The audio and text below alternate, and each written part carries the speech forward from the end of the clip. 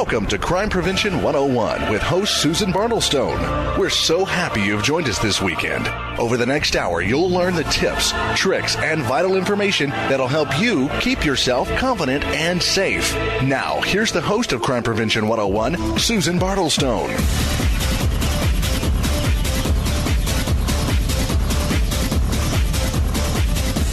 Good afternoon. Welcome to Crime Prevention 101. I'm going to be taking a walk on the lighter side of the criminal universe. I'm going to be bringing you kooky crime reports and these bizarre stories and funny stories, and they can be funny as long as you're not the victim of them. And I hope that you, too, find it comforting, that not every criminal out there is cold-blooded and merciless or undefeatable.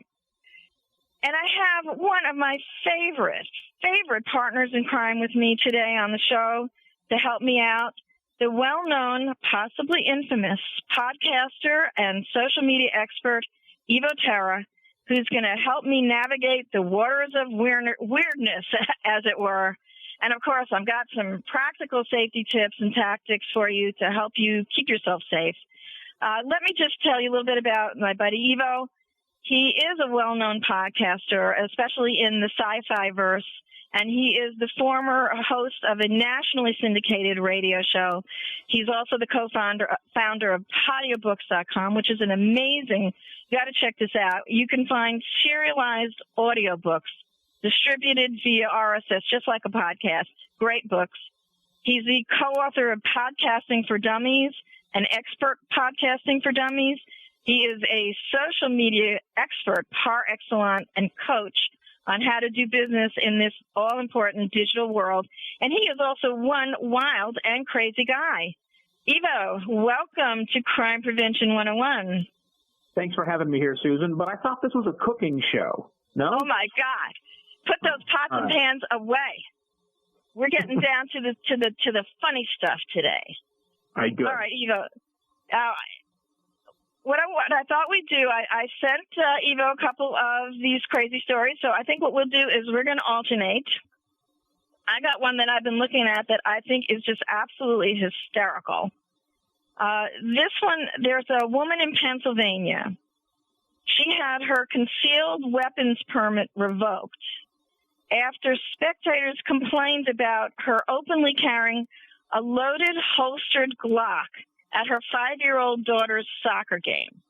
Now, I don't exactly know why she was carrying it there, maybe in case there was a bad call, But the only penalty under the state law is that she can no longer conceal her weapon. She can still, however, carry it, but she has to carry it openly. Sure. Go Pennsylvania. That's really good. All right, you got one, Evo. You have to remember, I'm from Arizona, Susan, and Arizona is a state not unlike, from what I gather now, Pennsylvania is. It's concealing a weapon is a crime. Carrying it openly on your hip out here, perfectly okay. No, I don't get it. And I tell you what, if I was sitting there at that soccer game and I was her coach, her kid's coach or the referee, I'd be very nervous. Yeah, that would make you a tad bit nervous. I have a 17-year-old son who's been playing organized sports since he was 6 years old, and I can tell you from both a spectator perspective and a coaching perspective that sometimes things get a little bit heated out there, and there have been occasions where I have really wanted to have a gun with me, although in retrospect, obviously I did not, but that would be a rather tempting, not a good idea. I think these sports events should be no guns. I mean, I think that's you're just asking for danger. You're asking for trouble here with this. Well, I guess when they get a little bit older, like my kid plays hockey, right? And so the boys have large sticks they can hit each other in the head with and whatever. So maybe if they want to charge the stands, you protect yourself. I don't know if necessarily for a 5-year-old soccer game, but you never know. Well, but Pennsylvania said she can still carry it, but she can no longer conceal it. Good going, yeah. Pennsylvania. All right. Evo, how about reading one? Oh, sure. Let's see. Well, I've got a couple of favorites is this list of funny police quotes. Have you seen these?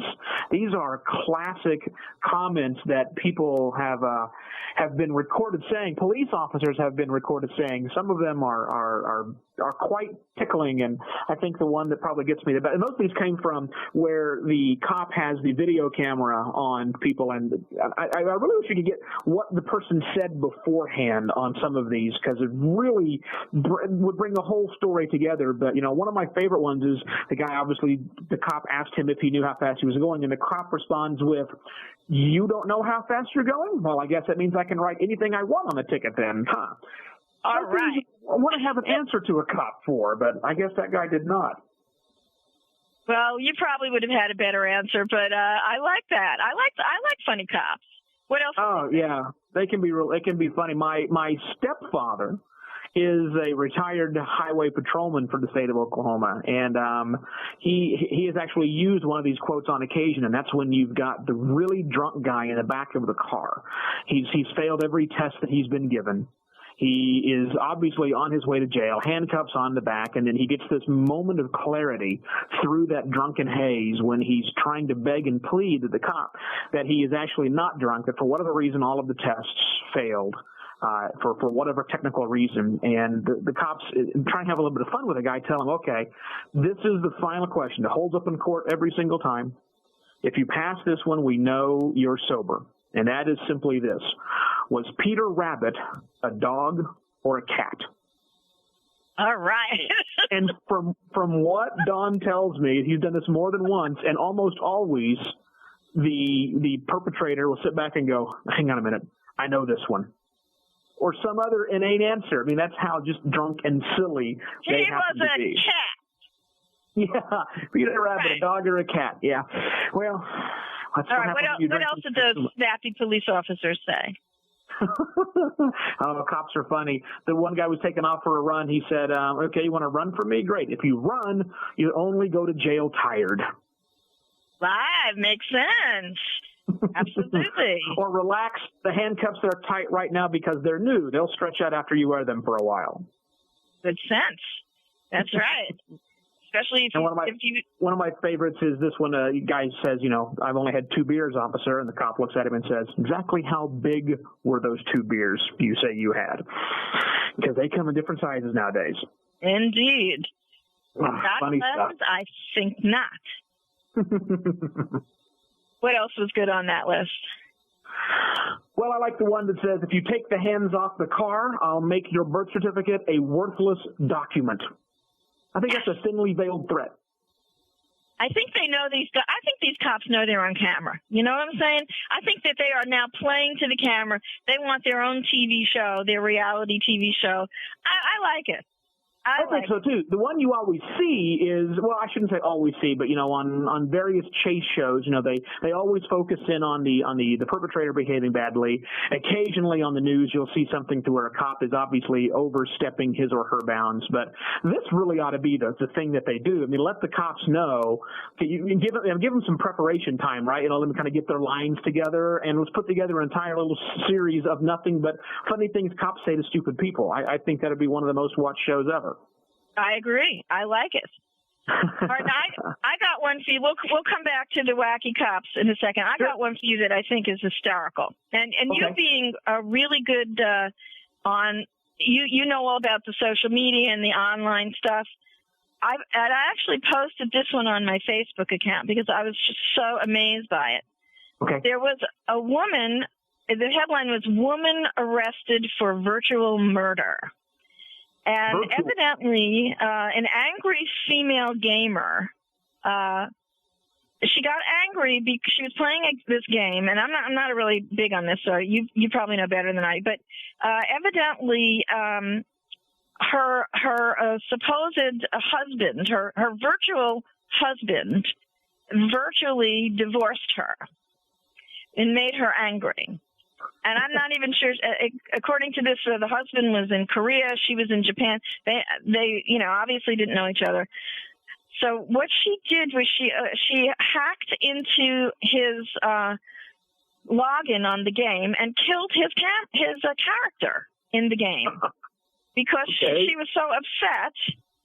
And when the online husband, when the virtual husband found out about it, he contacted the authorities, and it says here that this woman actually could face up to 5 years in prison. He said even though she had no intention of harming the man in real life. And I just got to say, are they nuts?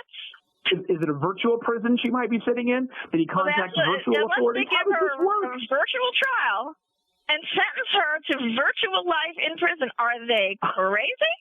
How seriously are they taking their games over there?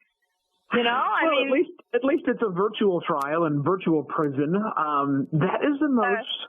But you know what? I'm not too terribly surprised by this. I mean, first off, she could be facing to get serious for a moment, she could be facing some very real physical charges as well. I mean, if she has actually cracked into his account, you know, and done something that there have been some precedents that have established virtual property, if you want to think about that, much like real property. It's just simply digital, right? And so she has taken something away from him. So that could be constituted as theft, vandalism, and some other real world stuff, right? So that's the reality, but that's not a lot of fun. The more fun is to consider this whole concept of this virtual situation happening. But I'm not too terribly surprised. You know, these online virtual worlds, whether it's World of Warcraft by Blizzard Entertainment, which is terribly popular here in the States. In fact, I'm watching my 17-year-old son play it right now. Or if it is Second Life, a big virtual community, they tend to be people, I don't want to say they confuse them with reality, but it becomes a secondary reality for these people. Well, this is obviously more serious than I thought. Well, let's take a pause right here. When we come back, we're going to talk about some more weird stories, and I got some tips, so stay tuned.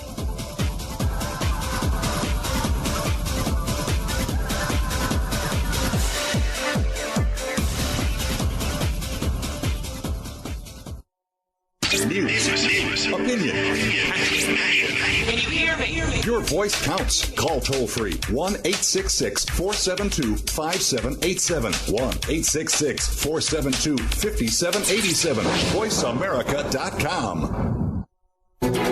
After more than 17 years' experience teaching safety skills to thousands of women and men, crime prevention and personal safety expert Susan Bartlestone concluded that by thinking and responding quickly, ideally within 20 seconds, potentially violent criminal encounters can be prevented.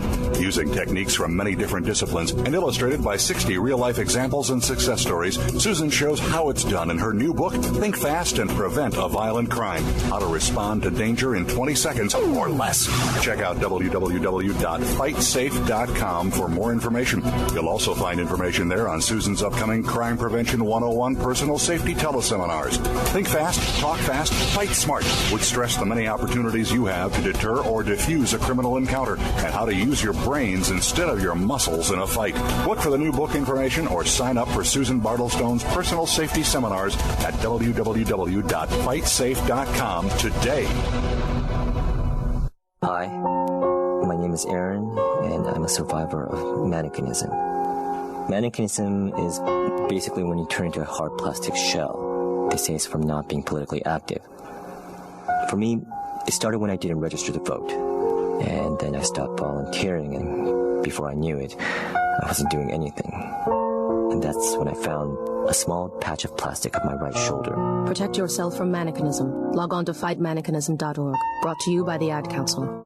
The Interstate Sportsman Talk radio show brings two well-known outdoorsmen to the Voice America Network with hunting and fishing info news, talking about everything from new sporting gear, places to hunt and fish, and getting more from your recreation time. Join hosts Brock Ray and Don Kirk Friday mornings at 6 a.m. Pacific Time, 9 Eastern, for the Interstate Sportsman on the Voice America channel.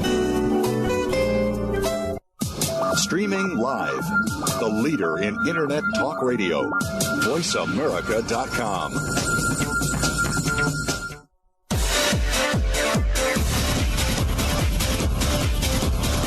You're You're listening to Crime Prevention 101 with Susan Bartlestone.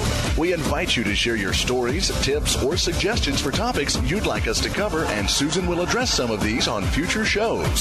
Send your story or idea to solutions@fightsafe.com. That email address again is solutions@fightsafe.com. Now back to Crime Prevention 101 with Susan Bartlestone. Welcome back. If you're just tuning in to Crime Prevention 101, today we are taking a walk on the lighter side of the crime universe, and I'm here with my partner in crime, the infamous podcaster and social media expert, Evo Terra. And we are live today, so if you would like to call in and share one of your own weird crime experiences, that number would be 866-472-5787. And we have a caller, and I'm just going to ask that caller to hold 1 second, because I do want to say, and again, I'm stressing, we are doing a lighter show today, but if you are a survivor of the kind of crime that we're not talking about today, an assault or incest or abuse or anything, please understand, this is really important. I'm not making light of what happened to you. And I really want you to understand that nothing that happened to you was your fault. Even if you think you used bad judgment in the situation and left yourself vulnerable for what happened, that is never, ever, ever an excuse for a crime or for violence. And I also want you to understand that there is no right or wrong response. No, I should have done this, I could have done that. If you're alive, you responded correctly. Please call yourself a survivor and not a victim, and understand that with the proper professional help, you can put what happened into perspective and get on with your life. Now, we do have a caller. Bennett, are you there? Yes. Can you hear me okay?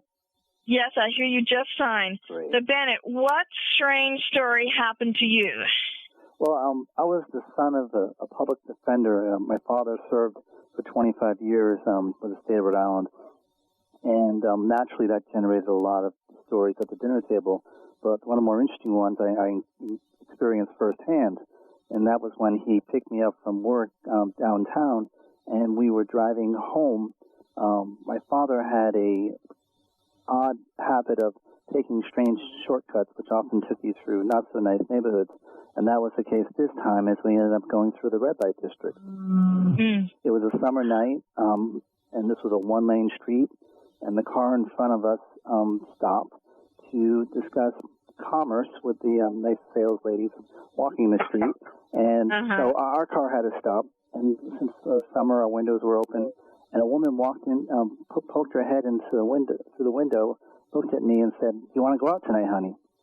And I'm 15. I'm sitting next to my father. And I'd say, "No, thank you, ma'am." And we got down to the end of the street, and I saw a paddy wagon. And I thought, oh, these guys are going to get busted. And sure enough, that was the case, because several days later, that same woman is ushered into my father's office, and she has this whole pretense that she was wrongly arrested, and she's saying to my father, "Oh, I was just walking in the neighborhood going to visit a girlfriend. I don't know why they picked me up." And he looks at her and says, "What would you say if I told you propositioned my son?" And all of a sudden, the whole facade goes away, and now it's business. She goes, "What do you think? Should I plead guilty?" Unbelievable. Caught red-handed. And then later, actually, I was propositioned in front of my mother. You were propositioned? I'm sorry? I was propositioned in front of my mother. I don't know how many people can say that, but I was walking her to the door on Christmas night, and this woman propositioned me. And, of course, I looked at my mom and said, "Oh, Mom, you didn't have to. The shirt and tie were fine." But so those were my stories. These are bold. These people are just bold and gonna lie. So I guess that first one got her jail time, didn't she? She probably pled. I don't know if she had to go do time or it was just on probation. And that part of the story I just don't recall, but it was just an odd serendipitous moment that she got assigned to my dad. That is just what goes around comes around. That is so funny. Thank you so much, Bennett, for calling in and telling your story. I appreciate that. Okay, I'm making a note to call both my mother and my father when I'm done here, because neither of them had the decency to expose me to prostitutes when I was 16 years old. Take you through that red light district, for God's sake. What a use. All right, I'm telling you. You were deprived. I guess. Evo, how about giving us another one? All righty then. I'm still trying to recover from that last one, but I think I'll make it through. I love that. So, and if she walked in, then he was going to have to defend her. Yeah, I guess sometimes you get that whole attorney privilege, client privilege thing kind of crosses the line with that. But I think that wasn't going to work this time, no. No, but anyhow. Okay, so we're all familiar with the McGruff the Crime Dog ad campaign, which ran, I don't know, a decade ago. And I haven't seen it on TV in a long time, but I still will occasionally still see the mascot, appear. Obviously, he's an icon, even though the kids, today have no idea who McGruff the Crime Dog is, and at least not from television shows. They've seen it other places, but they still use him. And it turns out that the McGruff Crime Dog, which tends to be a police officer, in most cases, somebody wearing the outfit here, was doing his thing, being McGruff the Crime Dog out in front of kids, and a bus driver who was stopped near the activity of one McGruff, the Crime Dog, thought it would be really funny to take his own bite out of crime by punching the dog costume wearing person in the face. Just nice. Punch right in the face. Yeah, this is a bus driver for the city in question here, which I believe is somewhere up in Washington. This guy drove bus, 38 years old, driving a bus for the city, climbed off of his bus, went out, adjusted the side view mirrors, and then went over and punched this cop in the face. And while the cop is handing out flyers to children somewhere in Washington, teaching these kids about crime prevention. And then the guy gets back on the bus and drives away. Of course, didn't get very far because, again, he did punch a cop in the face and was able to be pulled over by other ones pretty quickly. I'm thinking he's going to be out of work fairly soon on that one. You would think so. He was charged with assault, obviously, and the Metro, the company that contracts and does the bus service there, says that they are going to force him to undergo drug and alcohol testing. And a quote here from the article: "His future with the agency is under review." To put it diplomatically, yes. I mean, I think it's relatively safe to say we're just going to go ahead and fire this guy. Wouldn't be that hard to say. Yeah, he's history. He's toast. He's toast, and he probably get 30 days or something like that for aggravated assault or something. Actually, he told the supervisor he was just trying to be funny. Yeah, well, it wasn't funny. This is assault, you idiot. That's what I'm saying. These people are just idiotic. This wasn't a real dog, which is not funny. This is a police officer, which is even less funny. Yeah, really, I don't know any time punch in the face. Maybe he's confusing punch in the face with throw a pie in the face. Maybe he's seen too many mimes or clown activities and thought that would be the right thing to do. I think it's illegal to throw a pie in McGruff's face. It probably would be as well. I don't know that it was appropriate. You know, it's funny. There's something about people's behavior when you are addressing this mascot. I mean, this is someone who's wearing this big, huge caricature thing around their head. When I was in high school, more than a couple of decades ago, I, for a certain period of time, was the mascot at our school during basketball games. Oh, my God. So I walked around wearing this big bird outfit during the basketball games. And they picked me to do it because I was a little crazy in my younger days. Many people would say, not much changed since your old days, old man. So I would do this and get in the halftime and play around and dance around the cheerleaders and have fun and get the crowd all excited and whatever. But yeah, people do behave differently. I mean, I got my head slapped, I got shoved around, I got my tail pulled, all these things people thought was cute and funny. And it is cute and funny for about 5 minutes. And then I wish I was in Pennsylvania like that lady carrying the gun on her hip. I wish you have to post a picture if you could ever find one of you in the bird costume, because I think that must be hysterical. Oh, I'm sure it was. I can guarantee you that if I do find a picture, I will quickly destroy it. I don't think that's going to be seen anywhere soon. Now, I have to tell you a quick story about the McGruff thing, though, because I actually had occasion to see one of these officers dressed up as the McGruff, and it's pretty intimidating because they're really large, and especially if you have a large person inside the suit, they can be like 6 foot something tall, and it's also a very hot. It's a furry kind of thing. It's two pieces.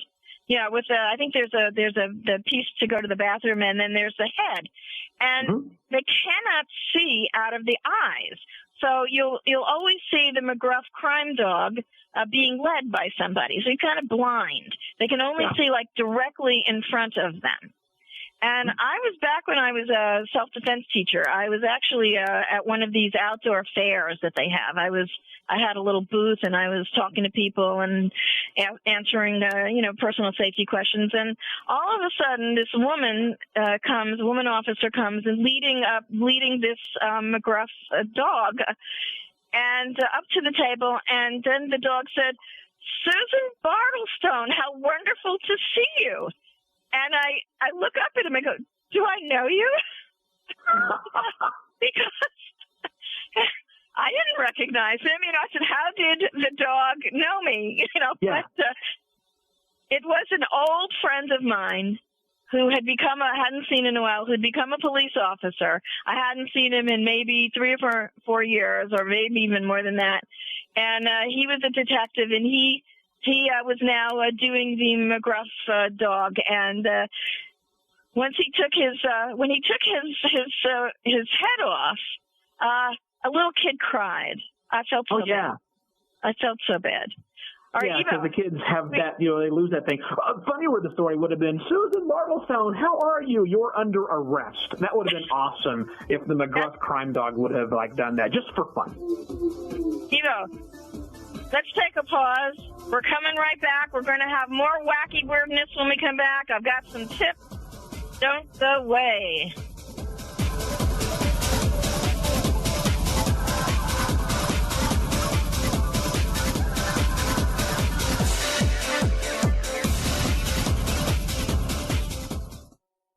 News, opinion, can you hear me? Your voice counts. Call toll-free 1-866-472-5787. 1-866-472-5787. VoiceAmerica.com. After more than 17 years' experience teaching safety skills to thousands of women and men, crime prevention and personal safety expert Susan Bartlestone concluded that by thinking and responding quickly, ideally within 20 seconds, potentially violent criminal encounters can be prevented. Using techniques from many different disciplines and illustrated by 60 real-life examples and success stories, Susan shows how it's done in her new book, Think Fast and Prevent a Violent Crime: How to Respond to Danger in 20 Seconds or Less. Check out www.fightsafe.com for more information. You'll also find information there on Susan's upcoming Crime Prevention 101 personal safety teleseminars. Think fast, talk fast, fight smart, which stress the many opportunities you have to deter or defuse a criminal encounter and how to use your brains instead of your muscles in a fight. Look for the new book information or sign up for Susan Bartlestone's personal safety seminars at www.fightsafe.com today. What's it like? What's it like? It's lonely. It's really lonely. I miss my brother. I miss my brother. I'm surrounded by other people, but it's not the same. I've got other people around me, but it's not the same. It's pretty scary, but I don't let it rattle me. It's pretty scary around here, but I don't let it rattle me. You always have to watch your back. There's no one to watch my back. I spend my whole day worried who's out to get me. I'm always wondering who's out to get me. But I can take care of myself. But I can take care of myself. No matter what, I'll keep my head up. No matter what, I'll keep my head up. It's not like I have a choice. It's not like I have a choice. This will all be over in 5 years, 3 months, and 17 days. This will all be over in 5 years, 3 months, and 17 days. Go to jail for a gun crime and your family serves a sentence with you. Something to think about before committing a gun crime. Gun crimes hit home. This message brought to you by Project Safe Neighborhoods and the Ad Council. Frankly Speaking About Cancer is a program designed to empower survivors and their caregivers to deal with the social and emotional challenges of cancer. Drawing on resources from wellness communities throughout America and abroad, the show will invite physicians, researchers, nurses, social workers, patients, and caregivers to share their advice on how to live a better life with cancer. Join host Kim Tibaldo, President and CEO of the Wellness Community, Tuesday afternoons at 1 p.m. Pacific Time and 4 p.m. Eastern Time on the Voice America Health and Wellness Network. The Internet's #1 talk station. #1 talk station. VoiceAmerica.com.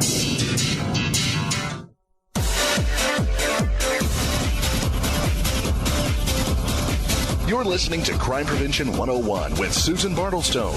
We invite you to share your stories, tips, or suggestions for topics you'd like us to cover, and Susan will address some of these on future shows. Send your story or idea to solutions@fightsafe.com. That email address again is solutions@fightsafe.com. Now back to Crime Prevention 101 with Susan Bartlestone. Welcome back. And I'm talking here with my partner in crime today, well-known or infamously known podcaster and social media expert, Evo Terra. And we are live today. So if you want to call in and share some of your own experiences, please do. That number is 866-472-5787. And I just want to remind everybody to please check out my DearSafetySolutions.com website for some safety tips and resources. And I also check out my Facebook page because I post a lot of crime prevention resources and videos there. And if you would like some information on where to get more weird crime stuff, I've got a couple of websites for you that you might check out. There's one called Crime Time, and that is star-telegram.com. That has a great weird crime section. Also, about.com/weird news. They have a dumb crime du jour section, and that's weirdnews.about.com, and then just find that dumb crime du jour section. And, Evo, we have another caller. So let's put Sydney on. Sydney, are you there? Susan, how are you?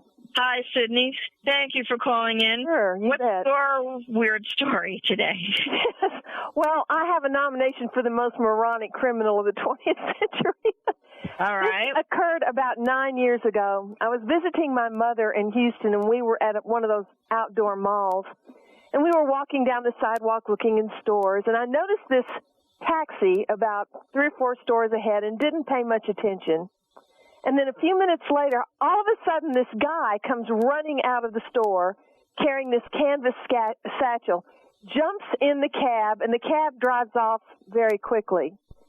Well, a couple of seconds after he drove away, this whole store comes flowing out with all these people, and they're all just so excited and talking too loud and too fast, and and you know something has happened. Uh-huh. A guy runs out of the store. He's a manager, and he's yelling stop at the cab who drives away. The cab driver knew nothing about it, but what had happened was this moron had called a cab to come pick him up at his house, drive him to this jewelry store where he robbed the place, and then he gets in the cab to take him home. If you can believe anybody'd be that dumb. Nice. And to get even better, as he's driving away, the cab driver knew nothing. He was just following directions. They'd gone about 2 blocks, and the police started chasing them. They were nearby, fortunately. The guy in the back, the robber, gets so excited he shot himself in the foot. And the cab driver, we could see this because it was only a couple of blocks away. The cab driver freaks, jumps out of the cab, leaves the door wide open, and he's running down the street screaming at the top of his lungs. And, of course, the police had no trouble collecting this moron, who they then had to take to the hospital to get his foot repaired. He was sentenced to several years in prison for this robbery, and he got about $200 worth of stuff. Can you believe anybody's that dumb? It turned out that my parents knew him. They were in their late 50s then, and they said he was the dummy in high school, so obviously he didn't get any better. So you know, there's nothing very funny about crime, but sometimes, I mean, the only person who got hurt really was this guy, because nobody in the store was hurt or anything. But can you imagine anybody being so stupid? I think I will nominate this guy for the dumbest criminal. I mean, it's like, okay, so you're calling a cab for your getaway car? Can you imagine anybody who said, how could you be so stupid? I mean, it would be so easy to find him then. I mean, the poor cab driver, imagine being, I guess actually there was some damage. He had a bullet somewhere in his cab. You know? God, what a moron. I love it. I heard a story similar to that, Sydney, that I thought was also funny. This guy just got out of, he was just released they had been holding him in jail. They were questioning him. He just got out, and he didn't have any way to get home, so he went into the police parking lot and stole a car. And he said, well, I didn't want to, when he first he got picked up, and he said, well, I didn't feel like walking. Oh, my gosh. What? They may know each other in jail. They're roommates, no doubt. Thank you, Sydney, You're so much. welcome. That was a great story. I appreciate it. You know, there may not be anything funny about crime, but there's a lot of things funny about stupid people that commit them. And, exactly. That's Sydney's point is the right point. Is as long as it was victimless, as long as, no one was hurt or harmed, that was a funny story, because, I mean, that is pretty stupid. Except the moron. Him shooting himself in the foot makes it even more funny, right? So yes. That's good time. And, you hear that as sort of a cliche, but here's someone who actually did it. Really? Yeah. All right, Evo, so you got a good one for us? Yeah, let's go across the pond for a moment, because it's not just U.S. criminals that are idiots. How about this one? A nightclub boss who wrote a letter to the police denying that drug use was rife in her club has lost her license after cops found that the letter itself was covered in cocaine. Really? She wrote this letter denying that her club somewhere in the UK was a haven for drug taking. A police raid on the venue had found huge traces in the bar and toilets and everywhere else inside of this, including cocaine. A police spokesperson said it does us a lot of favors when the licensee, in defending her nightclub on drug allegations, sends a letter covered in cocaine. They swabbed this thing and found traces of coke, heroin, and ecstasy at the highest levels ever recorded in the town. How interesting! I didn't actually know you could get it all over your correspondence. Well, I did. I think what she did is she wrote the letter, right? So she wrote the letter, gave it to somebody to proof it, got it back, and they were a little nervous about it, so they rolled it up in a real tight tube and did a couple of lines before they sent it in. Oh, yes. Good thinking, bar owner. Like that. Like that a lot. Oh, my God. All right. Well, I got one, Evo. Go for it. This one, I saw this in the newspaper. Only rats need apply. And this came from the Albuquerque, AP picked it up from the Albuquerque Press. And it seems that the Albuquerque Police Department is looking for a few bad men, it says. And they have, I guess that they've had, it's hard times everywhere. So, the police have taken out ads in local papers asking people who hang out with crooks if they were looking to like to make some part-time money working as snitches. And the ad says, make some extra cash, drug use and criminal record okay. Now, you don't see that very often. Not very often, no. Evidently, if you turn in a drug dealer, you will get $50. If you turn in a murder suspect, you could get up to $700. And the cops said that they got more than 30 responses, and one of these tips was a really good one. So you snitches that are out of work, go to Albuquerque. I guess why not? Pay a little bit of cash, get some guys off the street. I guess it makes sense. It's not cash for drugs or cash for guns story. Just work it that way. Just make sure you find out how good the witness protection program is in Albuquerque, because turning in too many of these drug dealers, I'm thinking ain't going to be worth that $50 very long. Yeah, that is very true. You might want to get more than just a hot meal. You might want to get a hot meal and a bus ticket. I'm just saying, it's dangerous to turn in those drug dealers. Very dangerous. All right, you got another one? I got a quick one here for us here. How about this one? Police arrested a woman suspected of robbing a small variety store up in Maine. This happened not long ago. This lady entered a variety store and demanded money from the clerk, saying she was going to blow the clerk's head off if the clerk did not comply. The clerk gave her several $100s and then watched her walk across the street into a pizza parlor. Clerk calls 911, tells the cops what she looked like. They go over, and there she is, waiting for her pizza, claiming, no, that wasn't me. I just ordered a pizza. Gosh, he wanted that pizza. Oh, my Lord.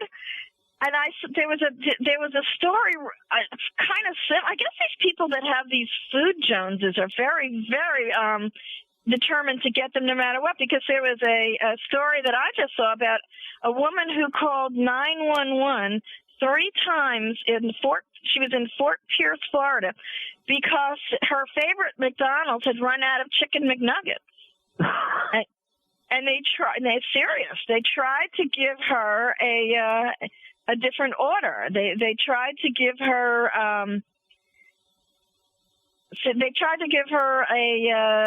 what did they? I'm reading this here. Rib sandwich or something? Or? I guess some kind of sandwich, and she said, I ordered that 10-piece thing, and I'm not taking anything else. And they tried to give her a McDouble and a small fry, and she wasn't having any of it. And she called 911 3 times, saying, "I want my chicken McNuggets." And by the way, the cops never showed. I wonder why.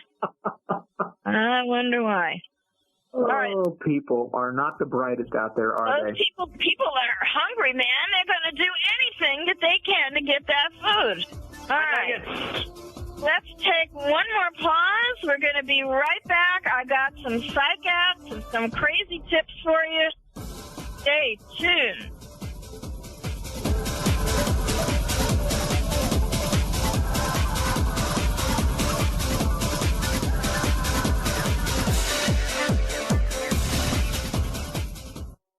Talk. That's all we do is talk. If you'd like to talk, call us toll-free right now at 1-866-472-5787. 1-866-472-5787. That's it. VoiceAmerica.com. After more than 17 years' experience teaching safety skills to thousands of women and men, crime prevention and personal safety expert Susan Bartlestone concluded that by thinking and responding quickly, ideally within 20 seconds, potentially violent criminal encounters can be prevented. Using techniques from many different disciplines and illustrated by 60 real-life examples and success stories, Susan shows how it's done in her new book, Think Fast and Prevent a Violent Crime: How to Respond to Danger in 20 Seconds or Less. Check out www.fightsafe.com for more information. You'll also find information there on Susan's upcoming Crime Prevention 101 personal safety teleseminars. Think fast, talk fast, fight smart, which stress the many opportunities you have to deter or defuse a criminal encounter and how to use your brains instead of your muscles in a fight. Look for the new book information or sign up for Susan Bartlestone's personal safety seminars at www.fightsafe.com today. Hey, Dad. What? I can't get the ketchup bottle open. Here, let me try. Here you go. Thanks. You don't have to be a hero to be a hero. When you adopt a child from foster care, just being there makes all the difference. To learn more, call 1-888-200-4005. A public service announcement brought to you by Adopt U.S. Kids, the U.S. Department of Health and Human Services, and the Ad Council.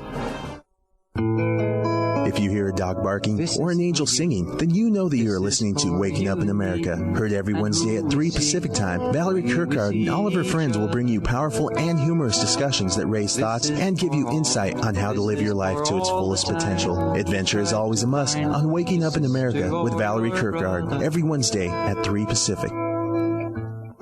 Stimulating talk. It gets those synapses in the brain firing really fast. All the time. The #1 Internet talk station where your opinion counts. VoiceAmerica.com.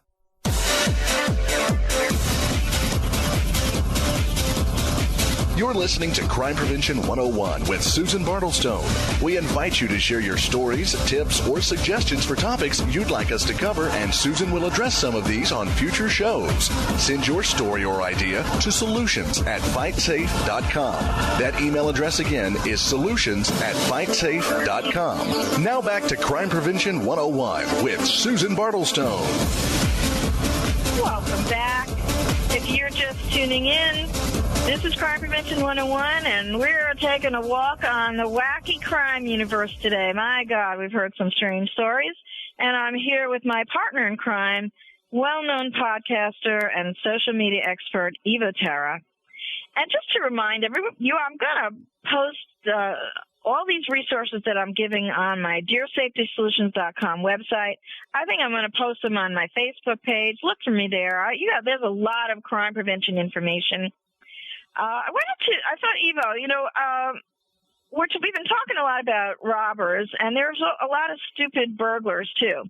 And I do a number of shows on burglary, and back on one of those shows, I had some tips that were called psych outs. These are some things that you can try that might deter a burglar from selecting your home. And I got these tips from a reformed super thief by the name of John McClane, and he had robbed more than 2,000 homes in the course of his career. He was at the top of his game, kind of an older guy now.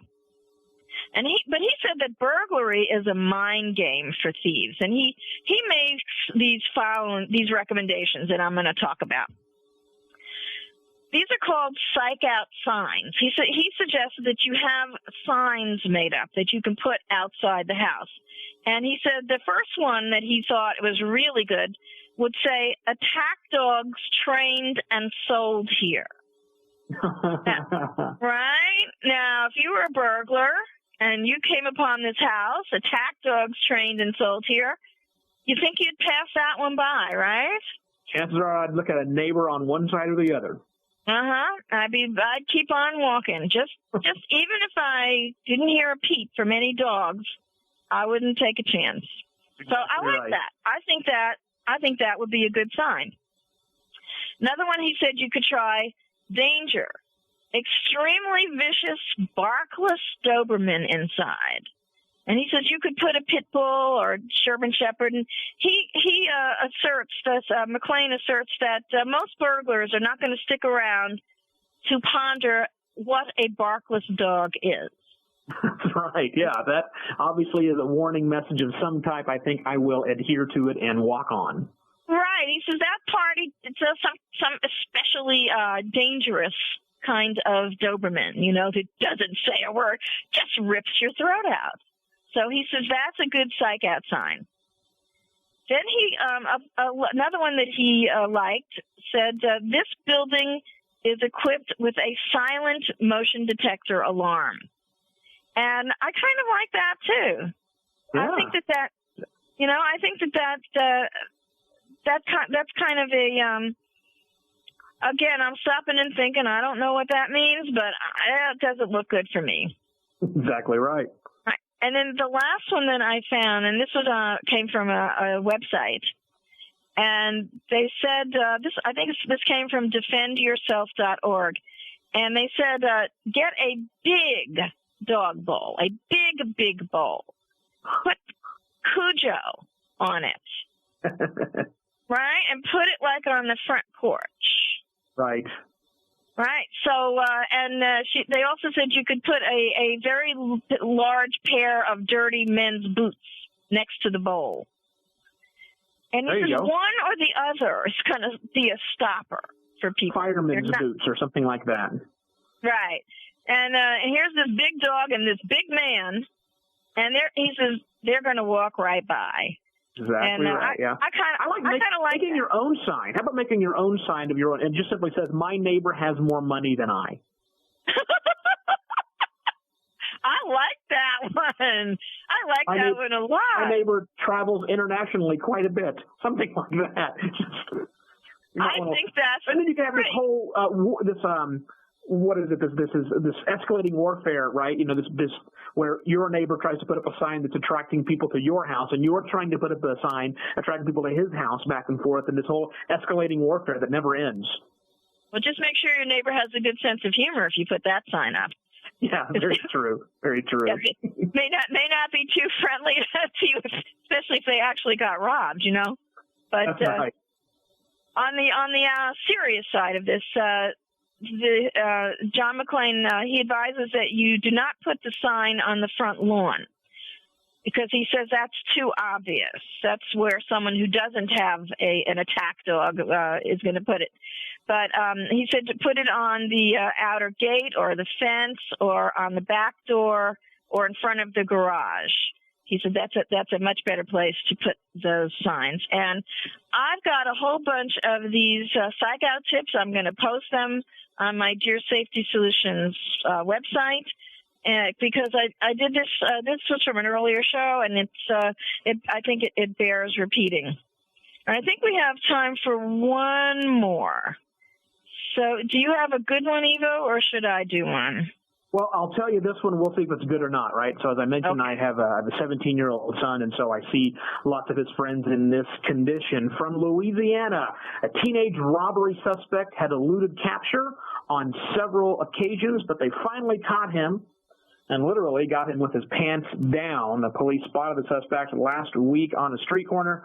Cops close in on him, and he starts to run. But according to the cops, his low-riding pants fell down and he stumbled to his knees. We literally caught him with his pants down. The teen was booked on warrants for armed robbery, carjacking, 2 counts of aggravated battery, and being a child in need of supervision. Yes, he was a juvenile and doing this. So, boys, pull your pants up, all right? Especially when you're going to run from the cops. Who caught him? The Passion Police? This is what's called being a victim of fashion. I guess oh my so. Lord, I love that. All you potential burglars out there, stay away from those low riding pants. My goodness, I love that. I love that. I think that is so funny. That's really hysterical. All right, well, we're coming to the close of another hour. Evo, it's been such a pleasure being with you now. Evo, you have a wonderful podcast. Give out that information so people can tune in and hear your wackiness on non-crime subjects. Yeah, definitely non-crime stuff if you're listening to my podcast. My podcast over at evo@11.com. It's not even remotely safe for work or family or anything, but it is just strictly fun and engaging. But more importantly, as Susan said earlier, check out all of the audiobooks I help to spread around the world. That's at podiobooks.com. We're closing in on 300 titles, all of them available for free, and I think you'll enjoy many of them over there. Find out more about me at funanymore.com or just drop my name, Evo Terra, into Google, and you'll find lots of stuff about me. And he's on every social media website you can imagine. Thank 75, last count. Thank you, Evo. It's been a pleasure. Thanks, Susan. Well, just a reminder, all my past shows are archived on my DeerSafetySolutions.com website. I'm going to put a link to some of Evo's websites on where the show notes are posted on mine. Don't forget to go to the safety tips page on my DeerSafetySolutions.com website. I'll post all of these crime prevention tips. If you'd like to ask me a question, if you have a personal safety concern, if you've got a comment, if you've got a suggestion, if you've got a funny story, email me, solutions@fightsafe.com. And I've got an amazing show coming up for you next week. I'm going to be talking with the folks from mencanstoprape.org. It's an awesome organization that I've been working with, and they work to change how young boys and men relate to women. It'd be a crime not to listen, so stay tuned and stay safe.